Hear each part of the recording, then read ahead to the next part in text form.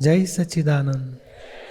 આપ સૌની અંદર બિરાજેલા પરમાત્માને અત્યંત ભક્તિપૂર્વક અભેદ ભાવે નમસ્કાર નમસ્કાર નમસ્કાર. જય સચ્ચિદાનંદ.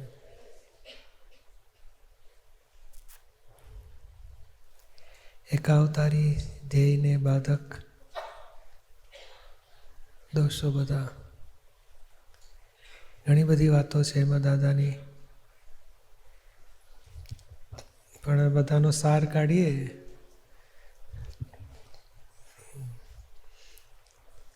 તો અપમાન વખતે પછી છૂટો પડી જાય. અને માન ખૂબ આપતું હોય કોઈ વ્યક્તિ તો એના એટેચમેન્ટમાં પણ પોતે સ્લીપ થઈને મોક્ષ માર્ગ ચૂકી જાય આખો. એટલે માન અને અપમાન ઘણા બધા 20 પાનામાં તો 40 જાતની વાતો છે, પણ સાર જોઈએ તો કે આ માનમાં ભમી જાય. ગુરુતા થવાનું માન, વિશેષ થવાનું માન, કોઈ ખૂબ માન આપતું હોય તો આપણી માટે આટલું બધું. હવે આપણા ઠેકાણા ન હોય ને કે તમે તો હોશિયાર, તમે તો ફર્સ્ટ ક્લાસ માણસ, તમે તો આમ. બ્રહ્મચર્યના ઠેકાણા ના પડતા હોય, ગોટાળા થતા હોય કે તમારે તો બ્રહ્મચર્ય તમારે તો એનાથી તમે ખૂબ આગળ વધી ગયા છો, એવું માન આપે પોતે ભમી જાય. ભમીને પોઈન્ટમેન કહેવાય. દાદા કહે છે પોઈન્ટ વાટો બદલી નાખે, છૂટો પાડી દે આપણને. એને શું મજા આવે તો બસ મેં એને કંટ્રોલ કરી નાખ્યો. પછી એ મોક્ષે જવું છે કે રખડવું છે એની કંઈ પડી જ નથી એને. આપણે સમજવું છે કે મને આટલું બધું માન આપે છે, મારે શું મને ફાયદો આમાં? સમ્યક તારણ કાઢતા આવડવું જોઈએ કે મારું હિતનું છે કે અહિતનું છે, મોક્ષ માટે કામનું છે કે સંસારમાં ખેંચી જનારું છે. કોઈ ગાલમેલિયા હોય, કોઈક નેગેટિવ વાતો કરે, પેલો તો આવો છે, તમારા જેવાની સેવામાંથી આવું કર્યું, મને પણ આવું કર્યું, તો આ લોકો છે જ એવા, આખું ટોળકી આવી છે. એ માન આપે બીજા નેગેટિવ આપણા ઘૂસાડી દે, ભેદ પડાવી નાખે. એટલે આ માન, પ્રકૃતિ માન ભૂખી છે અનાદિકાળથી. ઘણા અપમાનના દુઃખો થયા છે પણ સોલ્વ કરતા આવડ્યા નથી. માનની ભૂખ મટતી એ નથી. એટલે માન અપમાનના તોફાનોમાં અનંત અવતારથી ઠેઠ 100 માઇલ એ મોક્ષ પૂરો થવાનો હોય, 90 માઇલે 95 માઇલે આવ્યો હોય ત્યાંથી માર ખાઈને પાછો ફરે. અપમાન અડ્યું એટલે પાછો ફરે કે આવા લોકો જોઈએ જ નહીં. અથવા માનથી બીજે પાટે ચડાવી દે ગાડી મેઇન લાઇનથી, તોય મોક્ષ માર્ગ ચૂકાવી દે. આપણને મીઠું લાગ્યું એટલે ભમી ગયો પોતે. અને માનની ભૂખ તો છે જ અનાદિથી. પૂજાની કામના, વિશેષતાની કામના, ગુરુ થવાની કામના, મોટો થવું. કામમાંય સેવામાંય પાછો અહંકાર લાભ લેવા કરે કે આપણે બરોબર કર્યું છે, કરવું જ જોઈએ. એ કરવાનો વાંધો નથી, પણ જ્ઞાનમાં રહીને કરવું. તો તે સૂક્ષ્મમાં પેલું ગર્વરસ ખવાયા કરે, માન ખવાયા કરે. અને માન પછી કુદરતનો નિયમ છે કે માનને તોડશે તો ખરું જ. પછી અપમાન આવે ત્યારે પછી હલી જાય કે આટલું બધું કર્યું છતાં આ લોકોને કદર નથી, માટે હવે આપણે કરવું નથી. આલા પણ કુદરતનો નિયમ છે, તમારો ભાવ છે એ પ્રમાણે સેવા થશે, પણ તમારો અહંકાર છે એને ફટકા પડશે. તો આપણે સેવાને ફેંકી દઈએ છીએ અને અહંકારને સાચવી રાખીએ છીએ. આ ભૂલ તે મોક્ષ માર્ગમાં જે આપણે એકાવતારી પહોંચવું છે એમાં પછી વિઘ્ન આવ્યું. નેગેટિવ ભાવ થવા માંડ્યા, પછી સત્સંગ પર અભાવ થાય, સેવા માટે અભાવ થાય. પછી હું મારી મેળે ઘેર બેસીને જ્ઞાન કર્યા કરીશ, 5 આજ્ઞા પાડ્યા કરીશ, અને પછી ખોટ ખાયા કરે.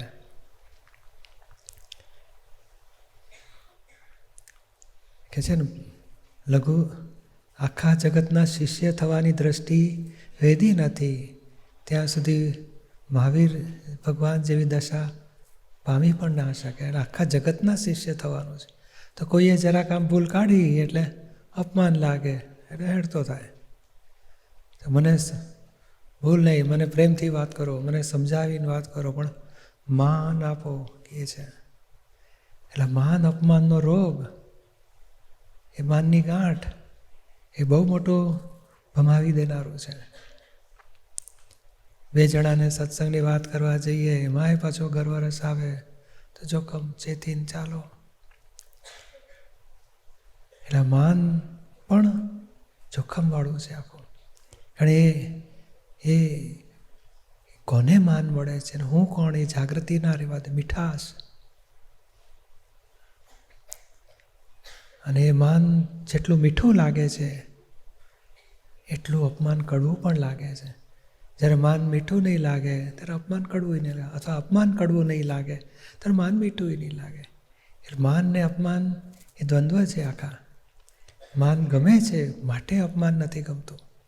દાદા કે અમે ડેફિનેશન જ બદલી નાખી દે. અપમાન હિતકારી છે, માન જોખમી છે. ચેતીને ચાલો. નિરૂમાને આ જ ચાવી આપી હતી. માન કડવું ઝેર જેવું લાગવું છે, અપમાન મીઠું લાગવું છે, અમૃત સમાન. કે અપમાન કરનારો મહાન ઉપકારી છે, મારી માનની ગાંઠ તોડી આપે છે. જેટલો ઉપકારી માનીશું, અપમાન કરનારને જેટલો ઉપકારી માનીશું, એટલી માનની ગાંઠના પડ તૂટતા જશે. ત્યાં ભૂલ થઈ જાય છે. અપમાન કરનારો જરા કોઈએ ભૂલ કાઢી એટલે ફટકે, ભોગવટા આવી જાય. બે દાડા સુધી ચેન ના પડે કે આવા લોકો મને આટલું બધું સાથે આપણે એકબીજાને આટલી હેલ્પ કરી છતાં મારી ભૂલ કાઢે છે. મને નહીં, આમ તો દાદા કહે છે ને, આપણે ગાડીમાં કીધું તમે આપણે આવજો ને પોન્ટીસ, તમે અમારી ગાડીમાં. અને પછી છેલ્લી ઘડીએ કે ભાઈ તમે રહેવા દો ને, અમારા 2 જણા વધી ગયા છે, તમે ના આવશો, તમે ઉતરી જાઓ, તમે ના આવશો. અહીંયા તો ગુડી એટલે ના આવશો કહેતા પહેલાં તો હાલત ખરાબ થઈ જાય. પોતે ના કે તું કહી દેજો એને, તું છોડ ડ્રાઈવર પાસે કેવડાવે, ભાઈ જો ને આપણી ગાડીમાં છે ને એક જણની સીટ હવે નહીં, તમારે કહે ને કે સોરી, હા તમને કહે ને કે મારે સોરી, પણ તમારે છે ને સોરી, તમારે શું કહેવા માગો છો કે ના તમારી જગ્યા નથી ગાડીમાં. હે તો એટલું બધું થાય કે શિબિર છોડી જાય, આ પોન્ટીસ જવું જ નથી, જવા દો. અપમાન લાગી જાય. એ કે 9 વખત ગાડીમાંથી ઉતારી પાડે, 9 વખત બેસાડે, તો બેસાડનાર ગુનેગાર નથી, બેસાડનાર કરતા નથી, ઉતારી નાખનાર કરતા નથી, વ્યવસ્થિત કરતા છે. અને એકદમ જો પેટમાં ચૂંક આવીને ઝાડા જેવું થઈ ગયું ને, તો કે તમે છે ને તમારે જાઓ, હું પછી ટ્રાય કરીશ, અમારી તબિયત સારી નથી. પણ તબિયત જરાક સારી ના થાય ને તો આરામથી ઉતરી જાય. બધા ઉપકાર માને કે ના તમે થેન્ક યુ, તમે મને લઈ જવાના હતા, પણ મારી તબિયત સારી. એટલે અહીંયા તબિયત સારી નથી તો માનો ને આ માનની તબિયત સારી નથી એટલે એને ઉતાર્યો, બરોબર છે, સારું થયું, મારો રોગ કપાયો. પણ એ ના લાગે ત્યારે અપમાન લાગી જાય. લોભમાં એ પેલો 5 લાખ લઈ ગયો એ ના આપે તો બહુ ઝેર ઊભું થઈ જાય. અને શેર બજારમાં પોતે 5 લાખ ખોઈ નાખે ને તો કે ના એ તો આવે ને જાય, કે છે પૈસા છે ને, શેર બજાર છે ને. અલા અહીંયા 5 લાખ ખોયા એમાં દુઃખી નથી તો ત્યાં પછી નહીં, પણ પેલો મારો મિત્ર લઈ ગયો ને આપતો નથી, ત્યાં આટી પડી જાય. પણ આ કોઈ પણ બાબતમાં નફામાં ખુશી મનાવવા જેવું નથી, ખોટમાં દુઃખી થવા જેવું નથી, માનમાં મજા લેવા જેવી નથી, અપમાનમાં દુઃખી થવા જેવું. એ આ દ્વંદ્વમાંથી બહાર નીકળીશું તો મોક્ષ માર્ગ પૂરો થશે. અને માનમાંથી જો અપમાન આવ્યું તો આડાઈઓ ઊભી થાય, પછી સંબંધ કાપી નાખે, ભાવ બગડી જાય. કોને ખોટ ગઈ? એટલે એ જાગ્રત રહેવું છે. દાદા કહે છે ને તમને એવું જ્ઞાન આપ્યું છે, તમને શુદ્ધાત્મા બનાવ્યા. આ ચંદુ જુદા અને તમે શુદ્ધાત્મા જુદા. હવે અપમાન એ ચંદુનો હિસાબ છે, પૂર્વક્રમનો હિસાબ છે. પૂર્વે કંઈક ભૂલ થઈ, માનની લોન લીધી છે કુદરતમાંથી, તો અપમાનના રિપેમેન્ટ આવશે. અને આપણા કોઝિસની એટલે કે માનરૂપી લોન લીધી એની ઇફેક્ટ રૂપી અપમાન આવશે. એમાં નિમિત્તનો શું દોષ? બેંકવાળા ઉઘરાણી કરે કે તમે 5 લાખ લઈ ગયા પાછા લાવો, વ્યાજ આપતા નથી, 3 મહિના થઈ ગયા, નહીં તો તમારું આમ જપ્તી. તો બોલો બેંકવાળો ગુનેગાર ના લાગે? કેમ? તો મેં લોન લીધી છે. તો આ કુદરતમાંથી માનની લોન લીધી છે, અપમાનનું રીપેમેન્ટ આવશે, તૈયારી રાખો. તો કે અપમાન કરનાર ગુનેગાર દેખાય છે. તો કે એ મોટું જોખમ લાગે છે. તમારા જ કોઝ, આ જગત એટલે ઇફેક્ટ છે, પરિણામ સ્વરૂપે છે. આપણા કોઝિસની ઇફેક્ટ કોઈ નિમિત્ત દ્વારા આવશે. નિમિત્તનો શું દોષ? આમ તો આ પિકનિકમાં ગયા હોય ને કંઈક માઉન્ટેન પાસેથી, તો ત્યાંથી કંઈ પડ્યું, વાગ્યું, તો કોઈનો વાંક ના કાઢે. છોકરાઓ રમતા રમતા હોય ને એક દડો મારે ને આપણે ચશ્મા મરડી જાય, આંખ પાસે વાગે તો કેટલો ઝઘડો કરી મૂકે. અલા અહીંયાય આપણને વાગ્યું ને પથરા કુદરતમાંથી વાગ્યો માઉન્ટેન પાસેથી. તો બેઉમાં દોષ કોનો? વાગ્યું તેની ભૂલ, માર્યું તેની ભૂલ નહીં. તો કે અહીંયા જીવતા દેખાય એને ગુનેગાર જોવાઈ જાય છે. તો દરેક બાબતમાં જીવતો ગુનેગાર હોતો જ નથી. પોતાના કોઝિસમાંથી પોતાને ઇફેક્ટ આવે છે. અને ઇફેક્ટ સાયન્ટિફિક સર્કમસ્ટન્શિયલ એવિડન્સ, કેટલા બધા સંજોગ ભેગા થઈને ઇફેક્ટ આવે છે. કયા સંજોગને ગુનેગાર કહીશું? એટલે અપમાન કરનાર વખતે અપમાન કરનારો નિર્દોષ દેખાવો છે. અને અપમાનમાંય જુદાપણા રહેવું છે કે આ કોનું અપમાન થાય છે? ફાઇલ 1નું થાય છે, મારું નહીં, હું શુદ્ધ આત્મા છું. આપણે કહેવાનું પાટિયાનું અપમાન, કે તમે મોકલેલું પાછું આવ્યું. કોકના અપમાન કર્યા હશે, માનની લોન ખાધી હશે, રીપેમેન્ટો આવ્યા છે. મને અપમાન કર્યું એટલે આવું પાટિયા બેસી જાય અને મોક્ષ માર્ગ છોડી દેવા તૈયાર થઈ જાય. એ મોટી ભૂલ કરવી નથી આપણે. માનમાં ભમીએ જવું નથી, અપમાનમાં ખસી જવું નથી. ત્યાં જાગ્રત રહેવું છે કે કોનું માન, કોને અપમાન, હું કોણ આમાં.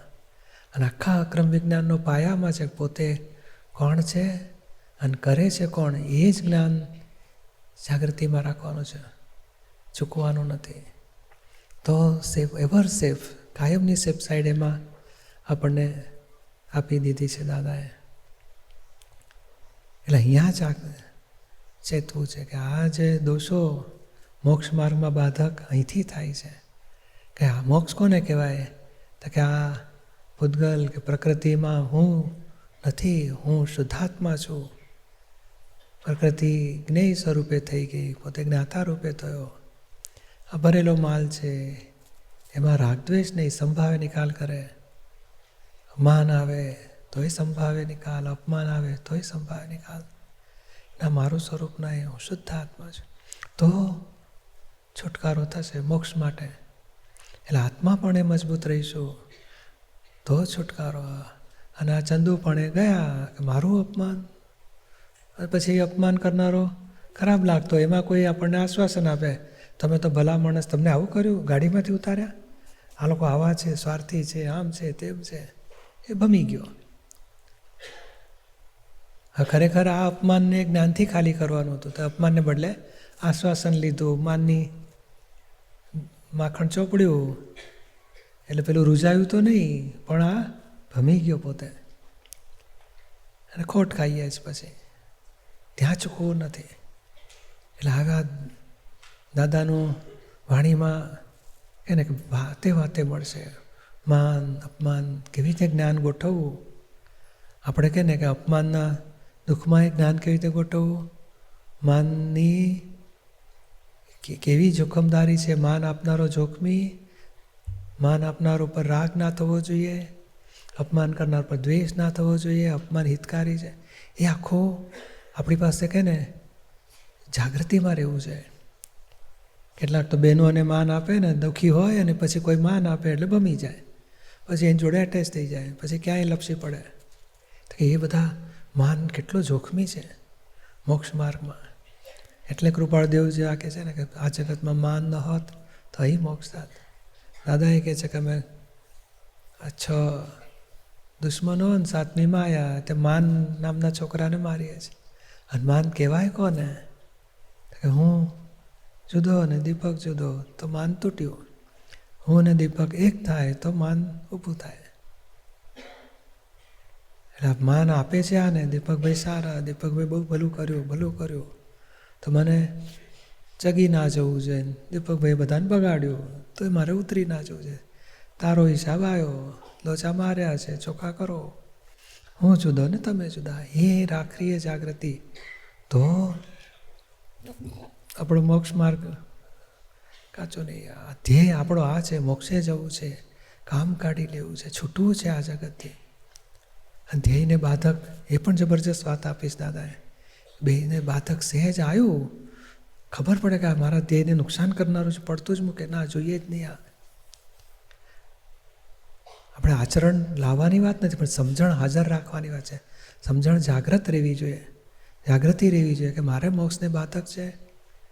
આ ઇન્ટરનેટ, ટીવી, મૂવી, કંઈક વિષય વિકારવાળું, કંઈ પણ મોહવાળું, તો કે ત્યાંથી ચેતો કે મારું નુકસાન કરનારું છે, તો પાછા ફરો. હા, બાધક ના હોય એટલું બરાબર છે, પણ બાધક થયું તો કે ચેતો. એટલે જેટલું મોક્ષને બાધકવાળું હોય, એ જેને છૂટવું છે એ દાડામાં 5-25 વખત લક્ષમાં જોઈએ કે મારા મોક્ષને બાધક થાય, એ રસ્તેથી પાછા ફરવું છે.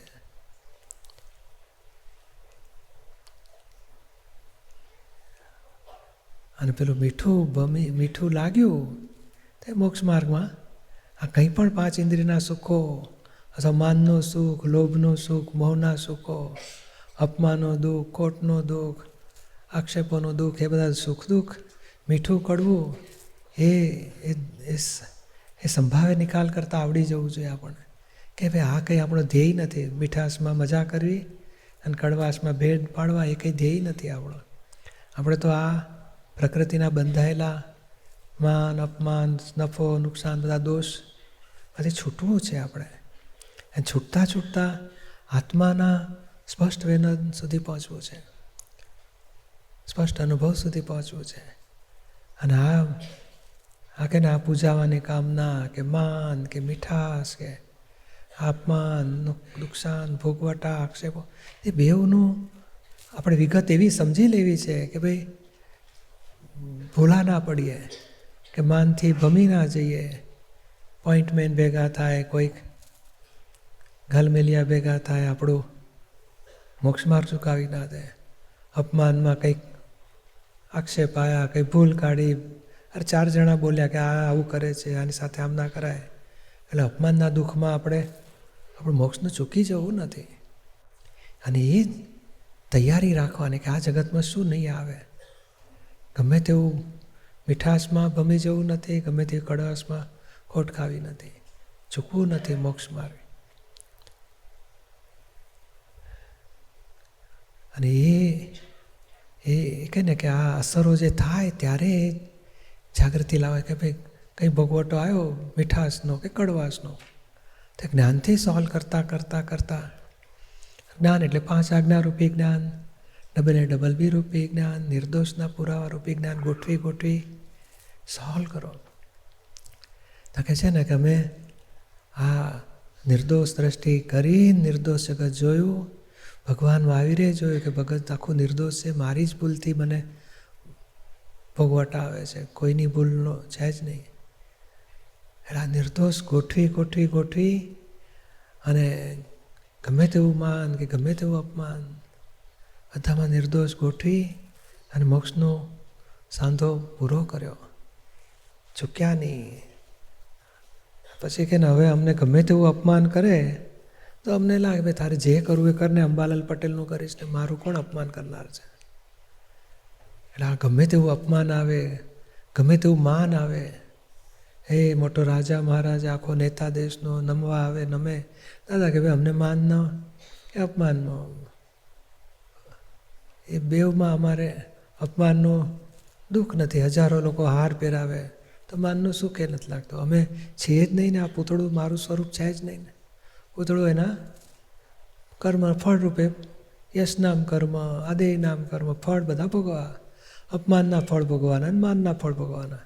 એ પૂતગલની રમતોમાં અમે સપડાતા નથી. અમને અમારા અંદરનો ઈશ્વર એટલું બધું વૈભવવાળો છે કે અમને આ સુખ લાગતું નથી માનનું. અપમાનનું દુઃખે અડતું નથી ને માનનું સુખે અડતું નથી. અને એ સ્ટેજે પહોંચે ત્યારે મોક્ષ માટે પછી નિર્વિઘ્ને પૂરો થવાનો એનો. ચાલો થોડા પ્રશ્ન લેતા જઈશું. હેમલતા શાહ, સુધીર, મિત્તલ થાનકી. જય સચિદાનંદ પૂજ્યશ્રી. મારો પ્રશ્ન છે ચોથી આજ્ઞા પાડવામાં કે જ્યારે ફાઇલોનો સંભાવે નિકાલ કરવાનો હોય છે ત્યારે મારે એવું થાય છે કે દ્વેષવાળી જે ફાઇલો હોય એના હું પોઝિટિવ પોઈન્ટ્સ જોવાનું ચાલુ કરું તો થોડીક વારમાં એટલે થોડાક ટાઈમ પછી એમાં રાગ થઈ જાય. તો ખબર નથી પડતી કે એમાં સંભાવ કેવી રીતે રાખવો. ના, એને પોઝિટિવ જોવાનું તો એ દ્વેષ પૂરતું જ કાઢવાનું કે ના, આફ્ટર ઓલ રિયલમાં શુદ્ધાત્મા છે, રિલેટિવમાં પોઝિટિવ. બે દ્રષ્ટિ સાથે રાખવી છે. રિયલમાં શુદ્ધાત્મા અને રિલેટિવમાં પોઝિટિવ. અને પોઝિટિવ એટલે એટલું બધું પોઝિટિવ જોવું નથી, મોહ થઈ જાય.